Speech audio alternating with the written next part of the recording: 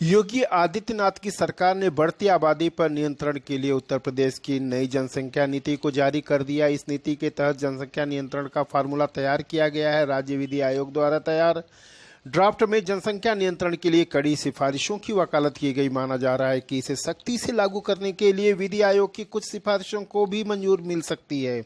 Draft में कहा गया है कि 2 से अधिक बच्चे वाले व्यक्ति का राशन कार्ड 4 सदस्यों तक सीमित होगा और वह किसी भी प्रकार की सरकारी सब्सिडी से प्राप्त करने का पात्र नहीं होगा। कानून लागू होने के साल भर के भीतर सभी सरकारी कर्मचारियों और स्थानीय निकाय चुनाव में चुने हुए जनप्रतिनिधियों को एक शपथ पत्र देना होगा कि वे नियम का उल्लंघन नहीं करेंगे। यह शपथ पत्र देने के बाद अगर वह तीसरा बच्चा पैदा करते हैं तो इसके प्रारूप में सरकार कर्मचारियों की पदोन्नति रोकने और बर्खास्त करने तक की सिफारिश की गई है। उल्लेखनीय है कि चिकित्सा विज्ञान में हुई प्रगति से आज मानव जाति के स्वास्थ्य में सुधार हुआ। देश में प्रति व्यक्ति जीवन प्रत्याशा में निरंतर बढ़ोतरी हो रही है।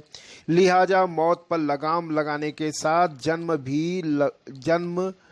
पर भी लगाम लगानी होगी। एक तरफा लड़ाई महंगी पड़ेगी। हमने मौत का दरवाजा तो छोटा कर दिया है, लेकिन जन्म द्वार पुरानी रफ्तार से ही बढ़ रहा है। इस धरती पर कभी बड़े बड़े डायनासोर होते थे, लेकिन उनकी जनसंख्या इतनी बढ़ गई कि उनके खाने और रहने की जगह कम पड़ गई और उन सब का विनाश हो गया। आज मुश्किल से उनके सिर्फ कंकाल ही मिलते हैं। उनके विनाश का और कोई कारण नहीं है। न तो इतना बड़ा भूकंप आया, न अकाल पड़ा, बल्कि सबकी मौत भोजन की कमी से हो गई। जीव जंतुओं की बहुत सी प्रजातियां इस धरती से लुप्त हो गई। इनकी संख्या लगातार बढ़ती जा रही है। लंदन विश्वविद्यालय में किए गए एक अध्ययन के अनुसार आज मानव जाति के सामने सबसे बड़ा संकट जनसंख्या विस्फोट का है। बढ़ती आबादी और जलवायु परिवर्तन कोई संयोग नहीं। हम दुनिया की मौजूदा आबादी का ही पेट नहीं भर पा रहे हैं। बढ़ती आबादी की वजह से भोजन का संकट होने लगा है। खेती की जमीन सिकुड़ती जा रही है और बंजर जमीन में बदल रही है। पहले जहां खेती बाड़ी होती थी उन जगहों पर भी आज बस्तियां बन गई हैं और कल कारखाने लग गए हैं। ऐसे में सबके लिए खाद्यान्न कहां से आएगा? यह कोई नई सोच रहा है। बढ़ती आबादी के साथ साथ संसाधनों की कमी आज भारत जैसे विशाल जनसंख्या वाले देश के लिए बहुत बड़ा संकट है। आज इस पृथ्वी पर 7 अरब से अधिक लोग हैं। भारत की आबादी वर्ष 1930 में 33 करोड़ थी। भारत की आबादी 1930 में 33 करोड़ थी। आज 135 करोड़ से अधिक हो गई है। सिर्फ 90 वर्षों में यह बढ़कर 4 गुना से भी ज्यादा हो गया। यदि आबादी में वृद्धि की रफ्तार जारी रही तो इस सदी के अंत तक हम कहां खड़े होंगे कोई नहीं बता सकता। सभा करने की कोई जरूरत नहीं होगी। हम जहां भी खड़े होंगे सभा ही होगी। सड़कों पर चलने के लिए जगह कम पड़ जाएगी, लेकिन इतने लोग कैसे जी सकते हैं? यह सवाल सारी दुनिया के सामने है। हमारे सामने सबसे अधिक है। सबसे अधिक इसलिए कि समृद्ध समुदाय के लोग बच्चे कम पैदा करते हैं और गरीब समुदाय के लोग ज्यादा बच्चे पैदा करते हैं। फिर समुदाय और जाति की राजनीति करने वाले दलों को देश की कोई चिंता नहीं। वे अपनी महत्वाकांक्षाओं की पूर्ति के लिए पतन की जिस पराकाष्ठा पर पहुंच जाते हैं उसकी तो दुनिया में कहीं कोई मिसाल नहीं मिलती है। कुछ धर्म गुरु कहते हैं कि बच्चे भगवान देते हैं, पर जो धर्मगुरु यह समझाते हैं कि बच्चे भगवान देते हुए यह नहीं समझते कि बीमारी भी भगवान देते हैं, उसका भी इलाज नहीं करवाना चाहिए। बीमारी का इलाज डॉक्टर से करवा रहे हैं और बच्चे भगवान पर थोप देते हैं। ऐसे बहाने नहीं चलेंगे। दुनिया के विकसित देशों ने अपनी आबादी को नियंत्रित कर लिया है। कई देशों में पिछले एकाध दशकों में आबादी स्थिर है। फ्रांस और जापान में तो घट रही है।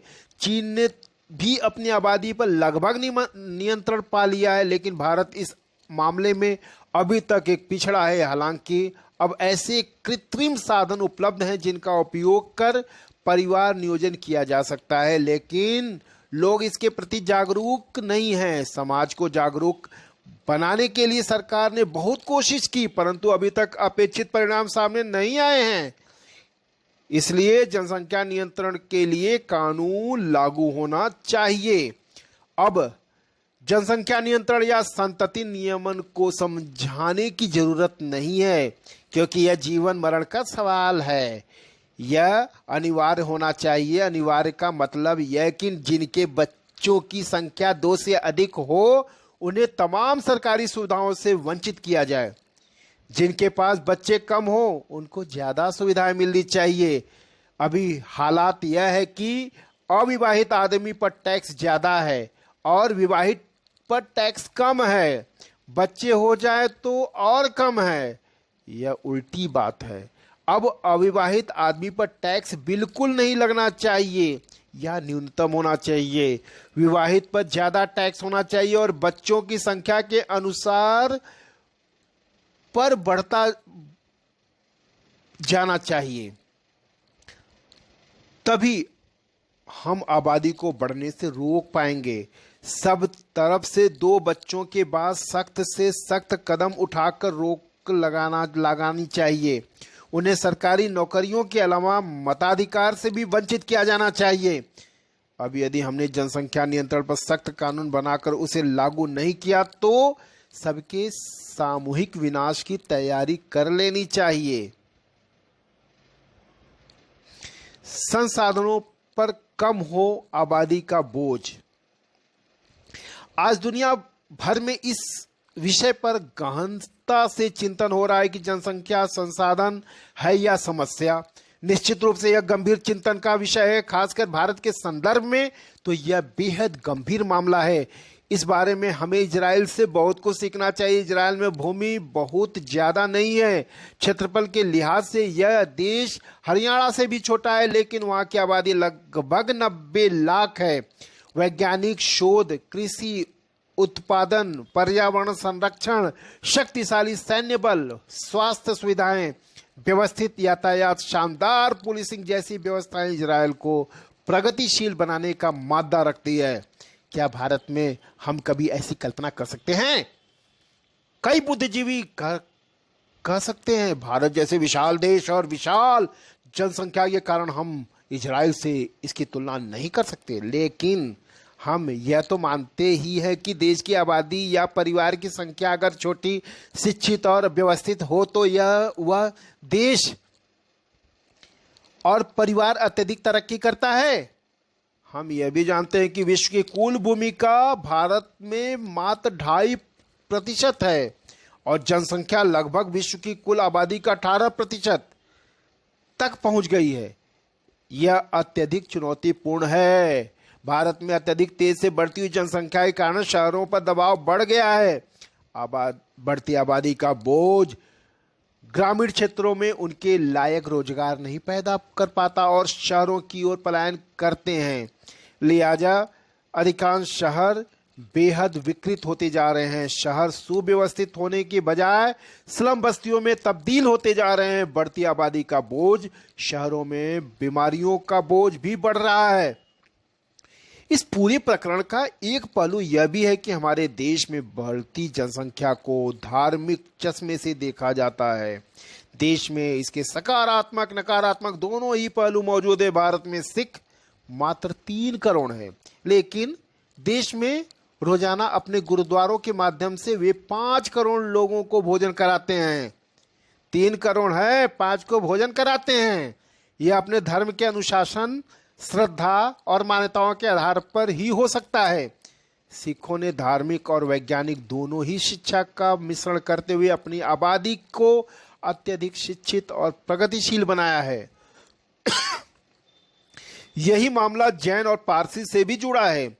इन तीनों समुदाय के लोग अपनी जनसंख्या में पुरुषार्थ का गौरव भरते हैं, लिहाजा देश के व्यापार, उद्योग और निर्माण में अपनी महत्वपूर्ण भूमिका निभाते हैं। पारसी समुदाय की संख्या भारत में 1 लाख के आसपास होगी, लेकिन भारत में वाहन उद्योग, ऊर्जा और स्टील उत्पादन में इस समुदाय के लोगों का व्यापक योगदान है। भारत के निर्माण और उसकी प्रगति में पारसी समुदाय की अहम भूमिका है।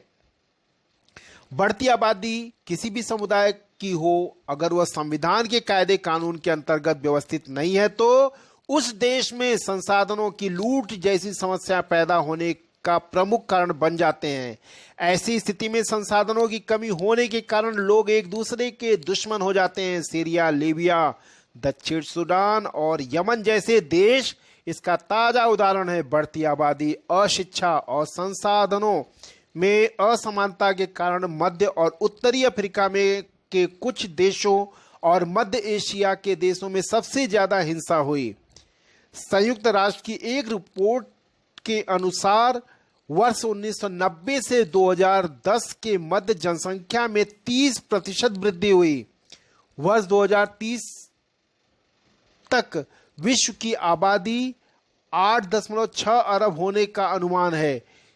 इस दौरान भारत की जनसंख्या में तेजी से वृद्धि हुई है। ऐसे में भारत के बेहतर भविष्य के लिए अब यह जरूरी हो गया कि जनसंख्या वृद्धि को रोकने के लिए इसे कानून के दायरे में लाया जाना चाहिए।